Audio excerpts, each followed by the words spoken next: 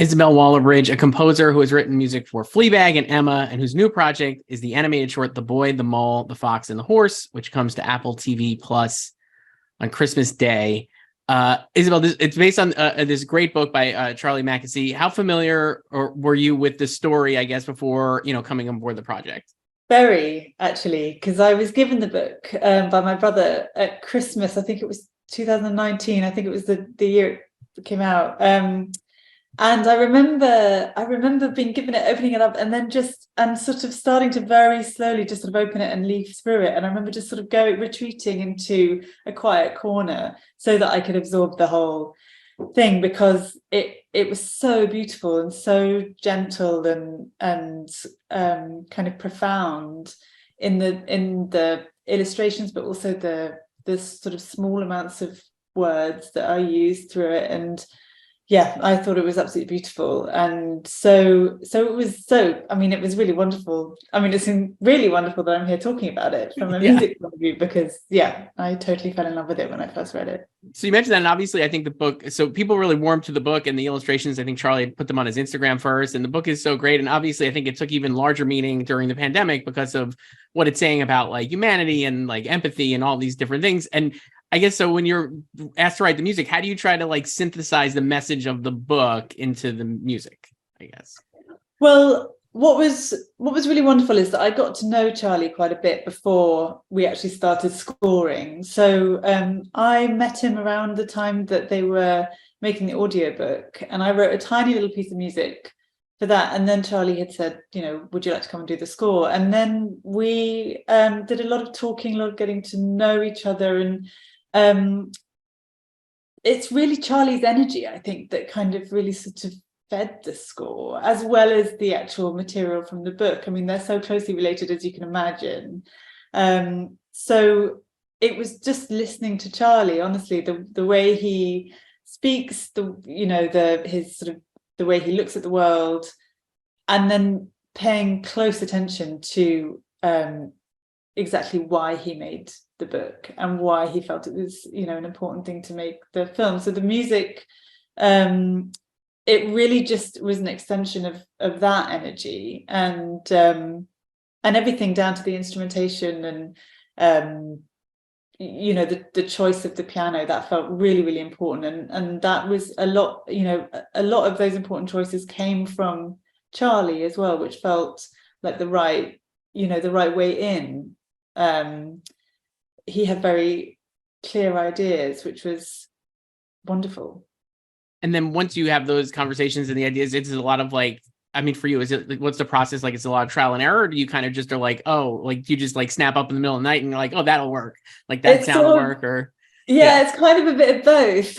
I think there is definitely the waking up in the middle of the night. I actually find when I'm scoring, I sort of don't really go into deep sleeps. It's all sort of I'm sort of sleeping on the surface or something. I don't know really if that makes sense, but yeah, definitely it is some trial and error, of course. I mean, before I started scoring, I was sketching ideas that I would send to Charlie.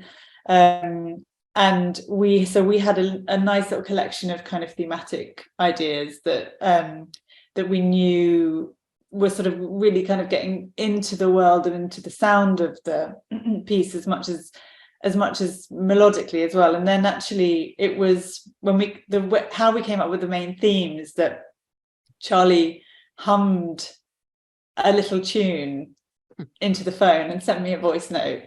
And this was before we'd started scoring. And I was like, this is a wonderful tune. And it's also wonderful that it's come from Charlie. And so I then took the tune and made it into, sort of developed it and made it into an orchestral piece and sent it back to him. And he liked that. And then naturally from that, that's how the score, we knew that was a great starting point for the score. And then we went into conversations about how should there be different instruments that are assigned to each of the characters? Should each of the characters have little themes that represent them? I mean, it's a short film, it's not a feature film, so there's only a certain amount of time to kind of establish themes. And should there be a theme that is just the boy, the mole, the fox, and the horse? And that, I think, is sort of where we actually arrived at.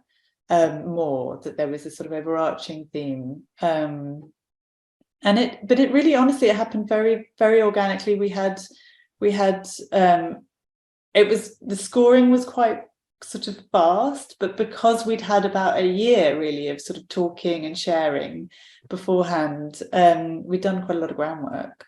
Yeah, you mentioned that obviously it's a short. Does that, and you've done so many different mediums. I mean, you've done like theater and TV and film. Is it harder than to do a short film like this? I think it's only like 34 minutes or whatever it is. Does it make a bigger challenge to get like what you want to say with the music in that time frame? I think it is actually really, really difficult to do a short film. I really, really do. I think because you don't really have time to kind of, you have to be very efficient. Yeah. And there is a scarcity to it, which I really enjoy as well, that you have to be, there's no kind of fat on it, in that way. It's all doing exactly what it needs to do. There's no sort of baggy bits, if you know what I mean. Yeah, it's like your best ideas, right? Yeah, exactly. But I do find it, sometimes it depends, sometimes in a feature film score there's you write 30 minutes of music, and it can be, so it really depends on the kind of shape of the story, I think. So I think for a short film there probably is quite a lot of music in this, but it was really wonderful to score, because what's exciting about the film, what's really wonderful about it for me, is that the story arc is so clear and also so dramatic. That you really, really feel the journey of all the characters at every point, and it's constantly engaging and it's very moving in that way. So yeah, for sure. I mean, watching it, I actually watched it twice. It's a short, so I was able to do that. But I was like, the second time I was thinking of it too as like it, like is the animation is great, obviously, and I think the dialogue and a lot of the sentiments are great. But you could watch it without dialogue, I feel like, and with just your music, and you get the whole story as well, I thought. And so how can you talk a little about like your role as a storyteller in that? Like, if this was just a dialogue free short, I think it would have worked, and you would get like the characters and the emotions just from your music, which I found like really beautiful. And I guess, can you talk a little about like, are you thinking of that like when you're doing it, the score? Are you like, oh, how does your role as storyteller play there, like detached from like the dialogue, I guess, Yeah, I always do feel that if the storytelling and the music does need to be doing, largely what it needs to be. It needs to help the audience understand the journey of the characters. So if you took the dialogue away, it would be I hope anyway that would be the effect usually, is that you could understand what was happening to the character or in the environment.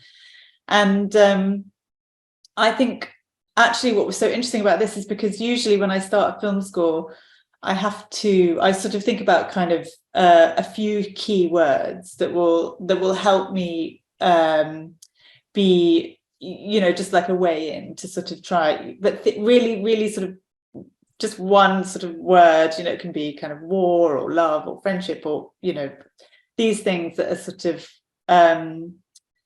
yes, quite sort of clear. And I think what was so wonderful about Charlie's book is that actually, because of the scarcity of words, he's very direct with what, there's no great big, I mean, in the film there is it's more conversational than it is in the book, but really it's just essentially what is in the book, kind of, they're just talking about it a little bit more, but not much more. And so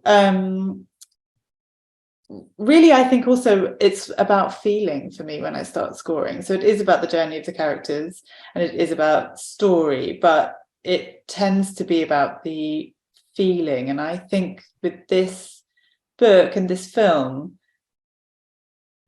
I think what Charlie did so magnificently is take us on an emotional journey without it being without lots of words. Mm-hmm. And that was really wonderful. And so just really absorbing that and sitting at the piano and sort of peacefully trying to sort of express that in the music was really the process. Yeah. What was the word for this project then? I don't think you said. What was it? Well, it was There wasn't actually one because the words were already like, there was only like one word on a page. Yeah. In the book. So it was all there. But I remember thinking that in the same way that every single word was really important, that every note had to be kind of expensive in that way as well. You know, it's like every single note, there's nothing in it that was just I'll just, you know, throw this in to tie this over, or you know, everything is so deliberate and finely tuned, and yeah, it's very detailed. Yeah, it's a beautiful, beautiful score, and it's an incredible animated short, and everyone should watch it. The Boy, the Mole, the Fox, and the Horse on Apple TV Plus Christmas Day. Isobel Waller-Bridge, thank you so much for doing this. Appreciate it. Thank you so much.